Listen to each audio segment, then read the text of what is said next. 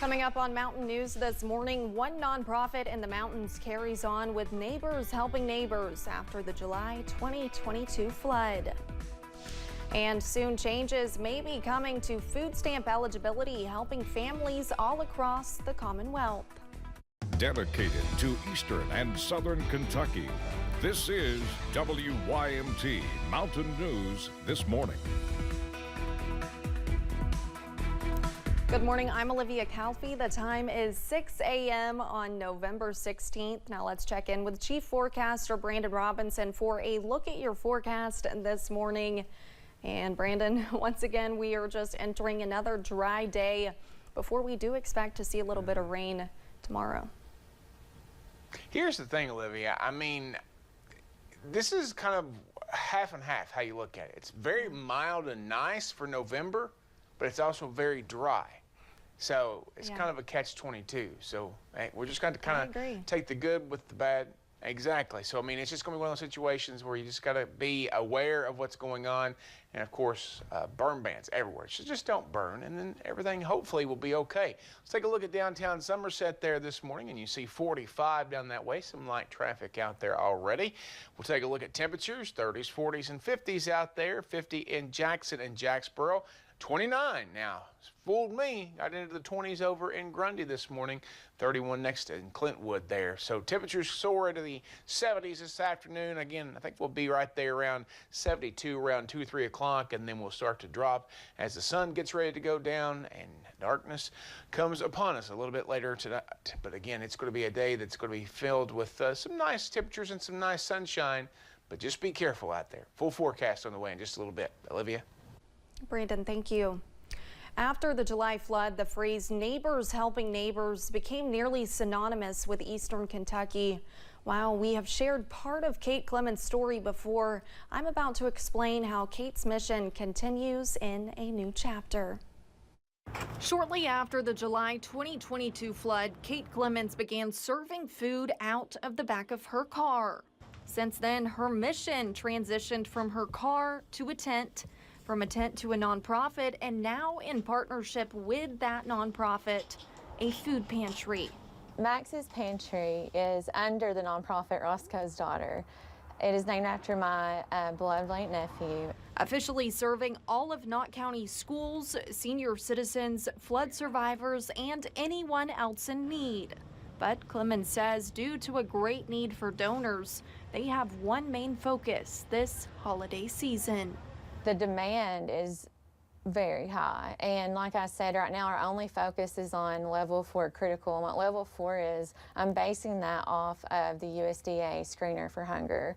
So I've adapted the USDA hunger screener into my pantry form. So I really try every way possible to identify who needs it the most.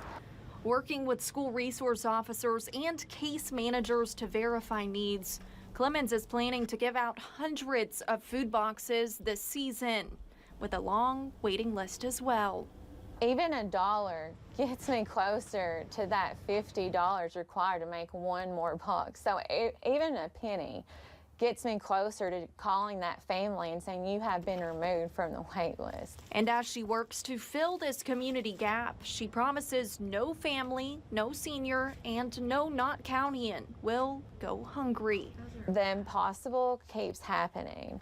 The miracles every night keep occurring. This entire thing has been a walk of faith. So why would I stop now? Believing the Lord will continue providing the means to keep that promise. Max's Pantry food boxes will provide 7 to 10 meals per box, along with a recipe card to help folks use everything inside. Organizers are also providing Thanksgiving and Christmas boxes to help provide holiday meals. If you need assistance or would like to donate, find more information on this story on our website. The Kentucky Blood Center's Big Blue Crush saw an increase in donations Tuesday. KBC officials say donors from both states improved upon the Big Blue Crush's kickoff. Just 2 days into the competition, there were 844 donors from Kentucky and 784 from Tennessee. Leaders at the blood centers say every donation this week is critical for local hospitals, which face challenges during the holidays. Police believe drowsy driving was a factor in a Bell County crash that killed a teenager and injured others. State police say a pickup truck was traveling south on US 25E and hit a passenger car. Police say that crash sent the car into a tractor trailer.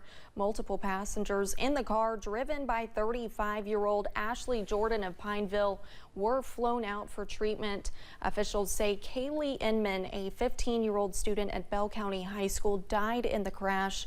The superintendent says another student was seriously hurt and that grief counselors will be available at the school. Kentucky transportation officials are reminding travelers across the Commonwealth to buckle up and put down the phone. Officials with KYTC say each year distracted driving results in more than 50,000 crashes.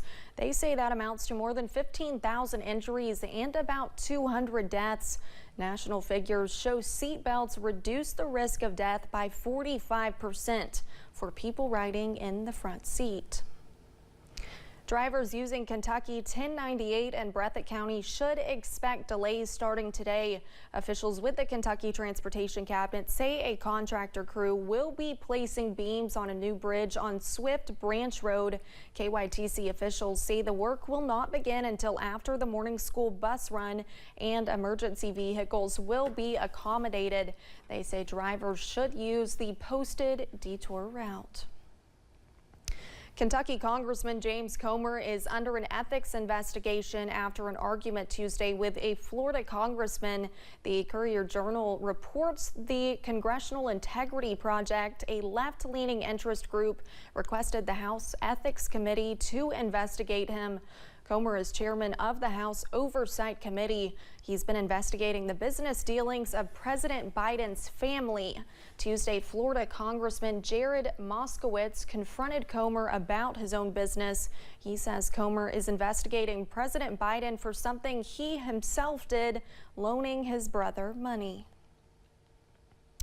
Kentucky families could soon see an increase in eligibility for food stamps. Kimberly Kege shares how some of the most vulnerable population may see a difference.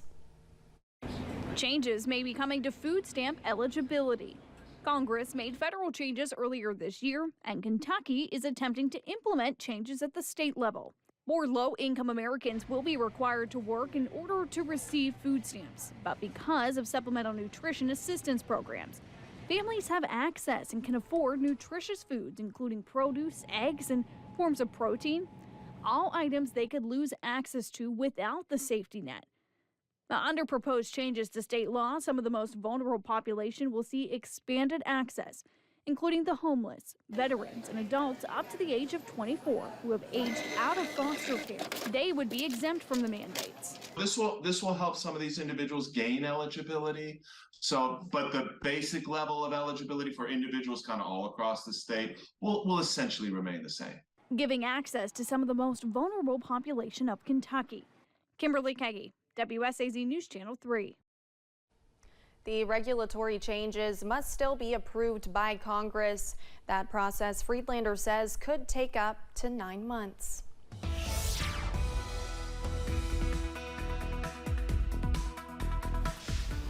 Coming up on 6:09, we are looking at the London Corbin Airport this morning, and you see the plane on the runway, but otherwise fairly quiet. No major issues to report. As we head through the first part of your day, we're going to continue to see some colder air in place. Now, temperatures waiting on London Corbin to drop into the 30s there, because we got 30s all around it there. 33 Irvin, 36 Manchester, 37 down toward Jonesville, 32 Clintwood, 29 in Grundy, coolest spot in the region, and 36 in Ashland, 50 Jackson and Jacksboro this morning as you start out the door. Now, the temperature difference from this time yesterday, it's kind of extreme in some locations. 17 degrees warmer in Monticello this morning, 11 degrees warmer in Jacksboro, but 2 degrees colder in Moorhead and 1 degree colder in Harlan. Look at Wise, 11 degrees colder. So it's been all over the place. I can tell you this, though. It's going to be a beautiful day. Sunshine, temperatures in the low 70s. Sunrise 7:14, sunset 5:22. Enjoy every minute of that daylight, because it is going to be a very, very nice day. Olivia?